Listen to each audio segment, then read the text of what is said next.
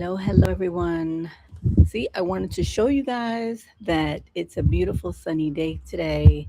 No more tornado. Check it out. Sky's clear. There's a few clouds, but it's good clouds.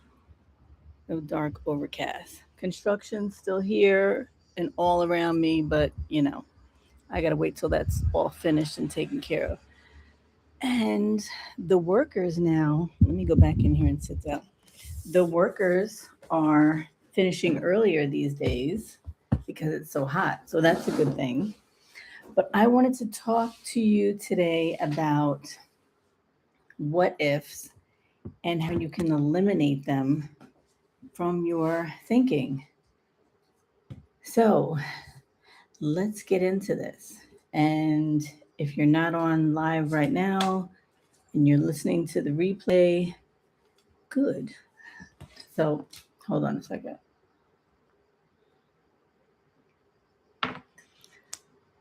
So, yes, there was a time when I completely lived my whole existence in the what if. And I really did. Every single time that I would think about something or think about my next move with something, I always went to, but what if? Always, always. And as a result of that, I always felt that I had to lean on other people's opinions because it's like I couldn't trust myself. So I don't want to get too far into that portion of it. What's all this dust on my computer? Um, because this is about how to eliminate those what ifs in the first place. So you don't have to rely on talking to other people, even if it's friends, family, whoever. That's the balcony door. You can see that. Okay. I was wondering what that bar was right there, but it's the door. So, to top this off, I want to talk about my biggest what if. I mean, I had a lot of them because almost everything that I thought about, like I said, it was the what if was in the back of my mind and in the front too. But if you're watching this on a replay, just write down for me what is your biggest what if? Is there a what if that's keeping you from doing something? Is there a what if that you live your life by? You know, how people are afraid to go on airplanes or people are afraid to be on a cruise or something because of the what ifs. They think, oh, sudden it's going to be like the Titanic or they're going to drop from the sky in the airplane, something. What's your biggest what if? Write it down. If you're in the chat, then put it in the chat for me, please. My biggest what if was my health, moving abroad and thinking, okay, I have this issue going on with my back. The doctors are telling me I need surgery and I need a series of 6 of them, 6 appointments in the for the surgical procedure. And I couldn't get through the first one because the pain was so bad. But the pain in my back was so bad also. Like I could barely walk every day. And with that, it was like, okay, how do I move abroad someplace where I don't know the language? So how can I communicate what's going on with me? And even if I could through Google Translate, I don't even know the extent of what's happening. All I know is that the doctors told me I needed to sever the nerve in my back. So how do I know that when I get to Spain or wherever I was going to go, which in this case was Spain, but there were some other countries I had in mind. What if, they said something worse needed to be done or I mean, to me, any type of surgery, that's the worst thing. So that was constantly in my mind. What if, what if? Not realizing that, or not remembering that, you know what? The body can heal itself. The body can heal itself. And I'm not saying that, from everything completely, but your body can heal itself to a large degree to be on another, like a lower level of pain than you are now, on a just to a lesser degree, so that you're not experiencing or don't have to resort to maybe what the doctors are currently telling you. That much I know, at least from my own life and from a lot of other people. I've been in the healthcare profession over 25 years, and I see it time and time again. So the body can heal itself. So I had to remember that in order to get to a place where I kind of said to myself, well, I can't live in the what if, because if I live in the what if, I'm never going to go, or I'll never do anything that I want to do, because I don't love going on an airplane. When the airplane jumps a little bit, I think about, oh boy, I think about that, those airplane movies. And they get hijacked, or they fall from the sky. I think about that too, but that's the what if, and that's what we're trying to get away from. And so that's basically, what I wanted to talk about today is just being able to go with the flow. And how do we do that? So write down what's your biggest what if in the comments, please, so that we can talk about that. And plus, so I know where you guys are coming from, at what stage. That's really important for me to know. So, first thing you do is you talk about, or you write down your what if. What's your biggest what if? And then you have to reframe it. Reframe that what if instead of a place of panic, where I was pretty much all the time. I lived in this stage of anxiety. I had a lot of anxiety pretty much all the time. I let my brain just rule house. My brain, if I told my brain, you know, I think I want to wear this today, my brain would tell me, well, you can't wear that because what if this happens, or what if it rains, or what if da da da da da da. It was always a what if behind everything, every decision that I made, or or plan that I wanted to create. So you have to reframe what your what if is, and think about, okay, what if that actually happens? Is it the worst thing in the world that could happen? For example, if I wear a dress and it's going to rain, well, is that the worst thing that could happen? It's going to rain? No, you're just going to get wet, you dry off, and that's it. But you have to you want to reframe your thinking about these kinds of things, because your brain is always going to go into a protective mode, and your brain looks for places of safety for you, and it scrambles it. I mean, I can just picture my brain during those moments when I was at my most anxious times, how my brain was literally like on hamster wheel, like running, like, okay, okay, like, now we got to go into what if mode because she wants to do this. Now let's find something that we know that's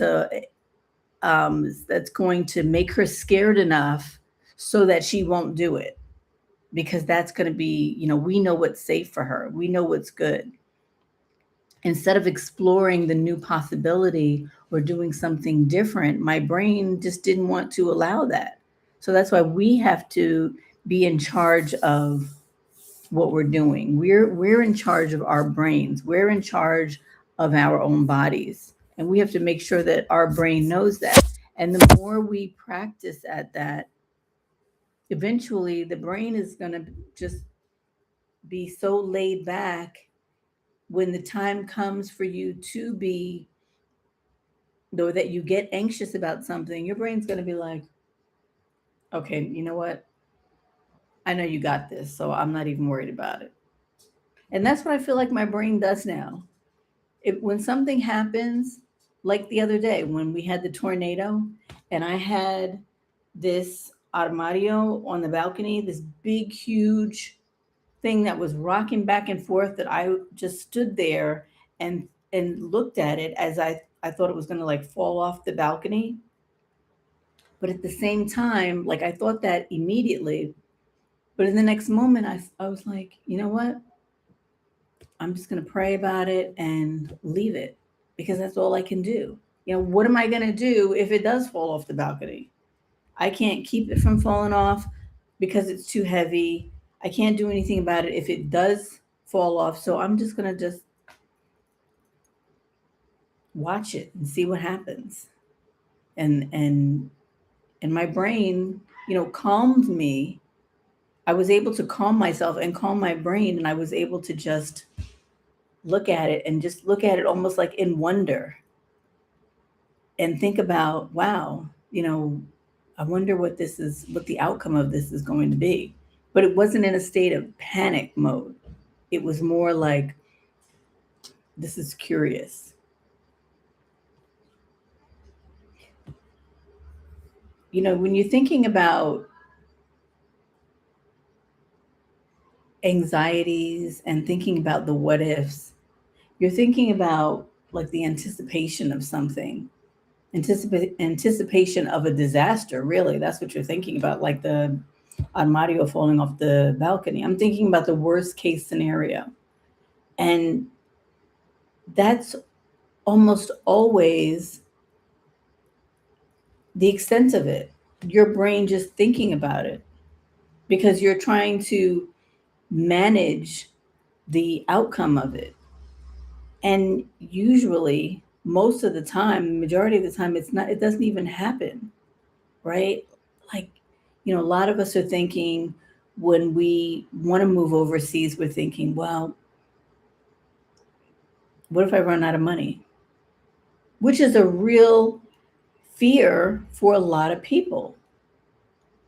And actually, I didn't have a lot of money when I moved here. So, but it's not one of the things that I thought about either. I didn't think about, what if I run out of money? Because I'm like, all right, I'm an able-bodied person and I'm intelligent. I'll just figure it out. And that's what I'm doing. And I just know that God provides. He truly does. So I wasn't concerned so much about that part of it, like financial part of it, but I know a lot of people do. My concern, my big what if, was my health. And even with that, I said, okay, one thing I know is that if God puts something in your heart, He's going to work it out for you. And you just have to move on it. And since then, since I've been, even traveling around, and I've had to visit doctors. When I was in Thailand, I had to go to physical therapy and see doctors there. Since I've been here, I had a hospital scare where I couldn't breathe and I had to go to the emergency room. So different things will come about, but you have to know that you're still going to be standing at the end of the day. You will survive. And because you know that, you don't have to think about the what ifs, because you just already know that it's going to work out.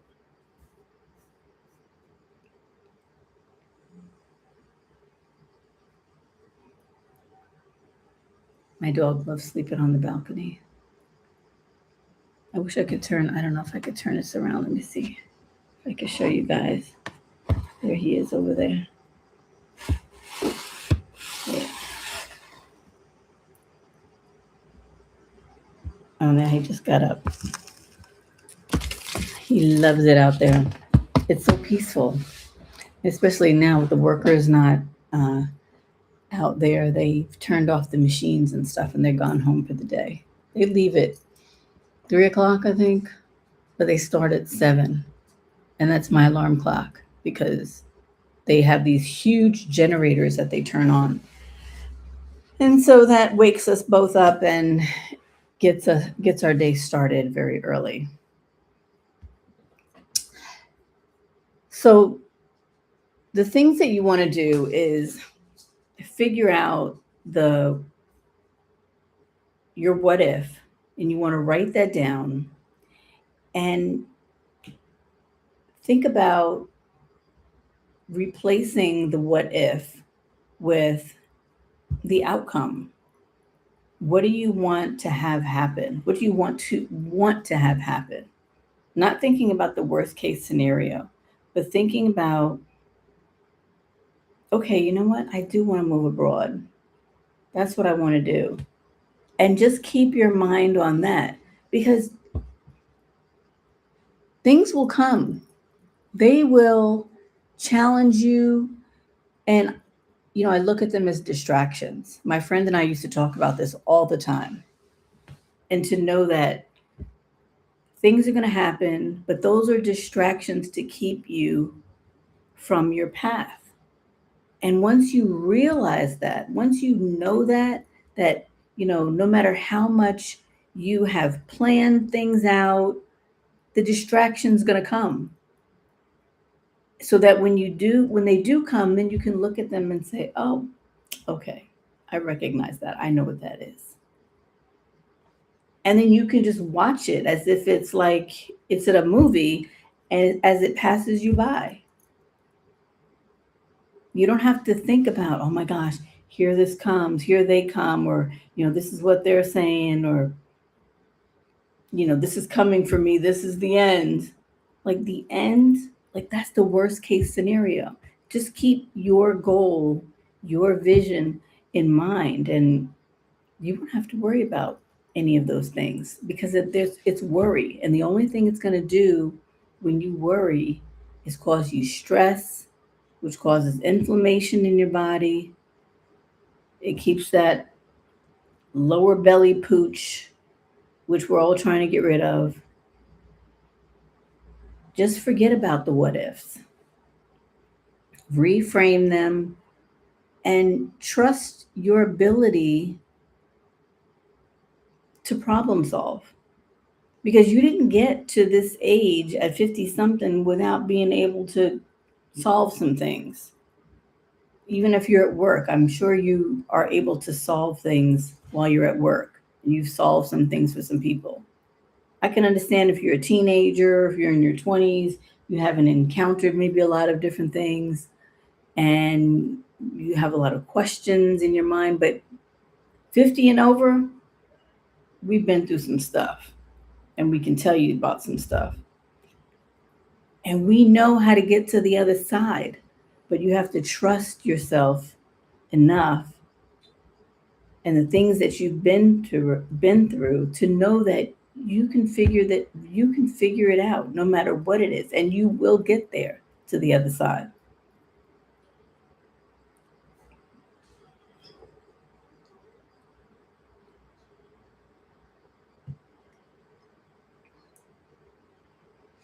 You can't prepare for everything. You just can't. It's not possible. Things are going to happen. And that's why if you think about the what ifs, it's you're going to worry yourself to death.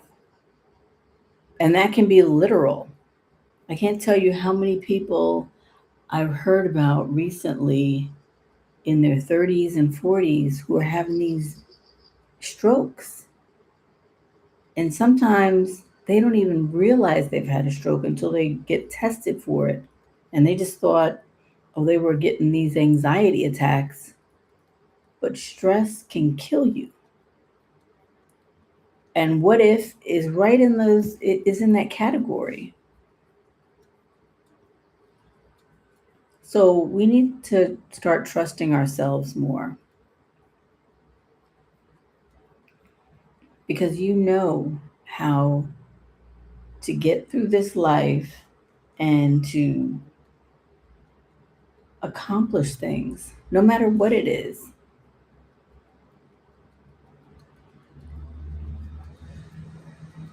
I wish I could see right now one of your, well, I'll have to look at the replay afterwards and I'll see what one of your big what ifs are. But write them down because I will comment on them. But I'd love to go through somebody's what if right now. That would be cool. But if not, then just write them down in the comments so that I can see what they are.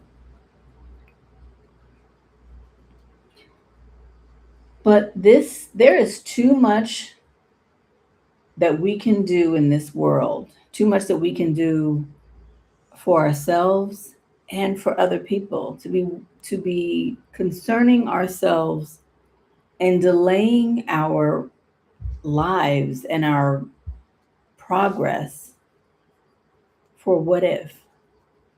And I know for myself that I've spent so long in the what ifs.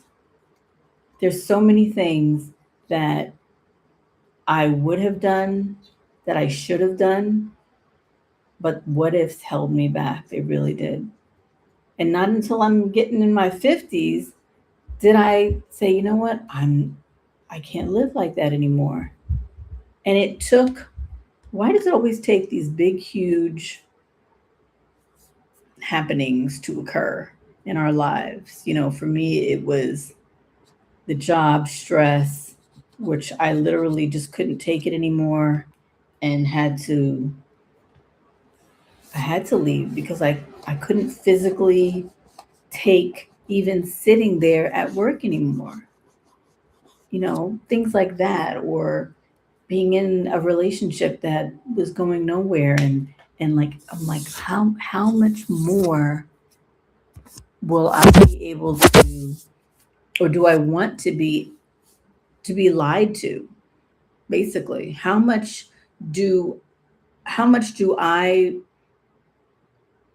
value my time and myself to put up with any of this?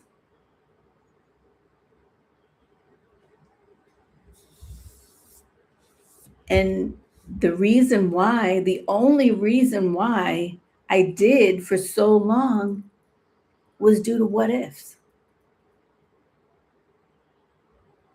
What if I left? What if I left the relationship? Then I'd have to manage all these finances on my own. What if I left the job? I wouldn't have that income coming in. And then what would I do? What would I do for money? How would I pay my bills? Yeah, those are serious situations, but they're things that we can do if we know ahead of time what our plans are. If we want to move abroad or something like that, do we want to take a class so that we'll have a job set up, or some kind of entrepreneurial venture to work towards when we do move? But it's a different mindset. It's no more working through a fear and doing it afraid. It's working towards a goal, towards a mission, towards a purpose, towards helping other people. I mean, that's the only reason why I love YouTube. I always have loved YouTube, even from like since YouTube first came out. I've loved YouTube. But that's why I keep coming back, because I keep meeting people that I really enjoy talking to. And one person will say to me, wow, that really resonated with me. And that was so helpful. One person. And I value that. I value the one person because I know what it means to me. When I watch a video and someone is speaking about something that I'm even like sitting there taking notes sometimes. And I'll leave a comment, sometimes I won't because sometimes I forget to. Um, but I try to at least like, subscribe, and sometimes I'll leave a comment. But I want the person to know that that was very valuable to somebody, to even one person. But that's why I keep coming back. I know a lot of people even are thinking about doing YouTube. And now that they've raised the requirements up to what is it, like 8,000 now? 8,000, um, what is it, 8,000 subscribers to be monetized or something like that? Not 8,000 subscribers. What am I saying? It's 8,000. What is it? 8,000 something. I don't remember. But they've raised the requirements for YouTube. And even 1,000 was preventing people from going on, starting YouTube. But that's the what if. We need to just do what we want to do. Just go for what we want to go for. All of this, what if, all it does is delay your dreams, and you just get old and look back and think about it. And you hear people all the time saying, wow, what if? What if I had done this? What if? And that's no way to live. And that's one thing. I don't want to have regrets. I don't want to have what ifs when I get to a certain age. I don't want to live in my what ifs. And that's why, my kids were younger, and my daughter especially, because my son was older, and my daughter when she was young. And I told her, I said, I'm moving. And she's like, what do you mean you're moving? She's still in school. But I knew what I had to do for me. And she is the happiest she's ever been. So happy. And she travels the world too. And my son lives in another country. So I know that if I hadn't made the move that I did, they wouldn't be where they are today or doing what they're doing. I know that for a fact.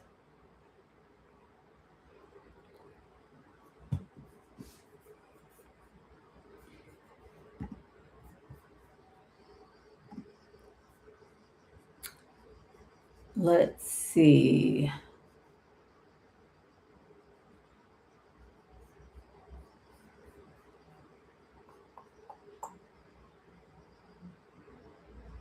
So if anybody has a what if, put it in the chat and let's talk about it. Let's talk about what is your biggest what if.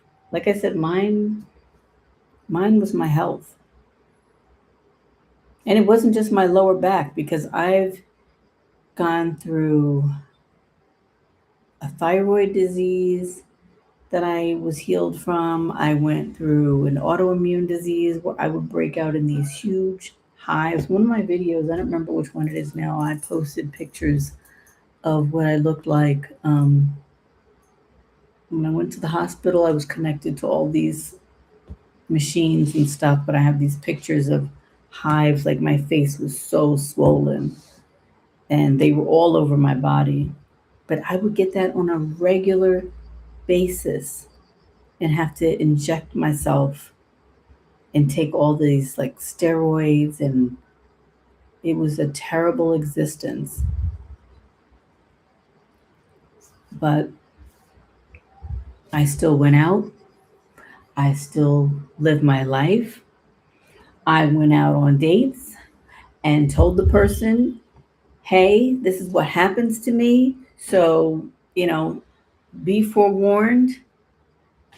And I just kept living my life because how else, what else do you want to do?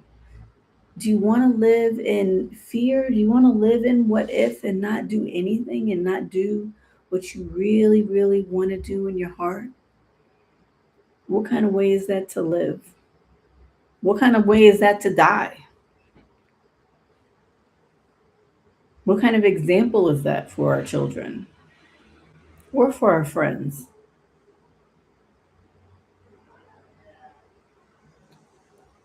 Well, I guess that is everything I wanted to say.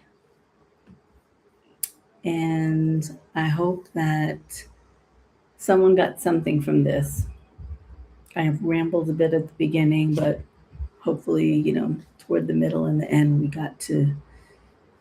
we got somewhere. And yeah, it's beautiful here today. I'm so thankful to have made the move that I made. I really am. When I think about if I hadn't, and that's the what if. What if I hadn't? And that's okay to look at because I've already done what I said I wanted to do. But what if I hadn't? What if I had lived in the what if when I was at my job and knew that I wanted a change, and I was like all the other people who stayed at that job and are still there and living in the what if and hating it there and wanting a change, and year after year goes by and they stay because of what if. They stay because they're scared of the possibilities on the other side. The possibilities are endless, and you can choose your possibility, but you got to take a step towards it.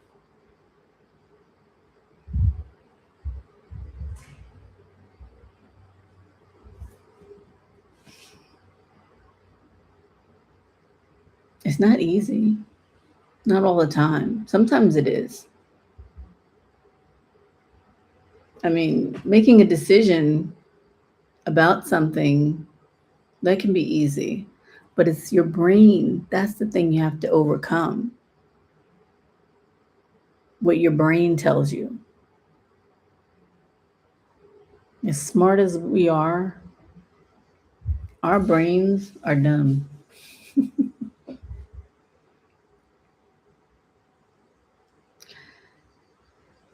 But we have to override what our brains tell us a lot of times because our bodies know what's best. And if you're not sure, listen to your gut.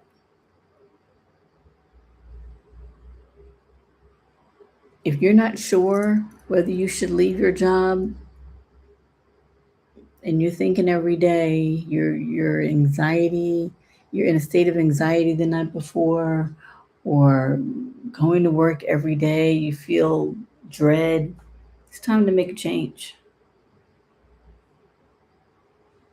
And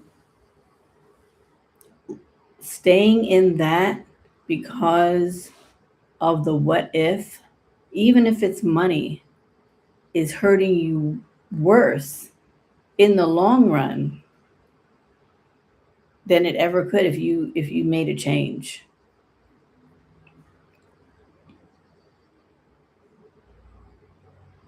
You know, you left your job, yeah, you might sacrifice financially for a short period of time, but the long-term goal, that's where you want to be. You'll never get there if you don't make the change.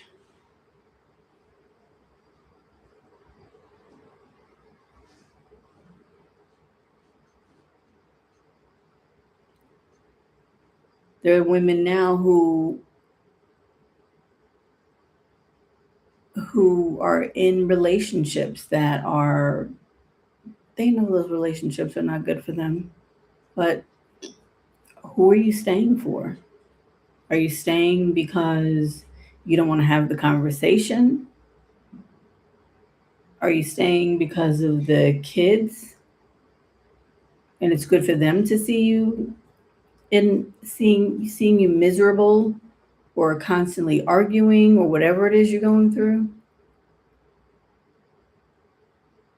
or in a state of depression?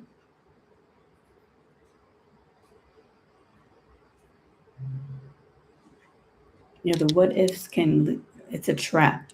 It really is. It can leave you bound for a very long time. But you have to change your mindset and look at those what ifs differently, and not look at them as, don't look at the anxiety part of it that you're feeling or that you're experiencing, your brain is causing in your body. You have to just keep thinking about your goal and what it is that you ultimately want. Write it down, put it on sticky notes in places. You know, that's what they, when they're talking about the law of attraction, some of it's correct. When you write it down and you feel it like it's real, but you have to also move on it. You have to act on it too, because it's not going to fall in your lap.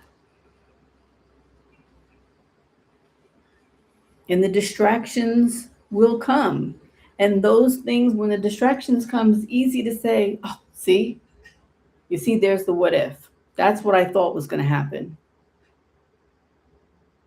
But it's the people who move anyway, who keep moving forward anyway. Those are the people who get to where they want to be.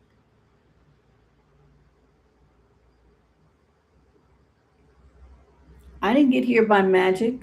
I wasn't I dream a genie and blinked myself here. It was a series of steps that I took to get here, one step at a time. I could not imagine. It was only a dream way back in the recesses of my mind that I pulled out and I said, you know what? I remember I used to think about this all the time. What if I did this? That, hey, maybe that can happen for me. And when it came to a place where I knew that I no longer wanted to put up with the job or the relationship, I gave myself one option, and that was my dream. Nothing else. There was no plan B, no plan C, nothing. I said, this is what I want. And that's what I started working towards. And the distractions came. I can't even tell you how many distractions came to a lot of stuff happen. I that would have made it would have made me turn and say, you know what? You can't do that. That's crazy to even think about. But I kept moving forward anyway because I trusted what God put in my heart.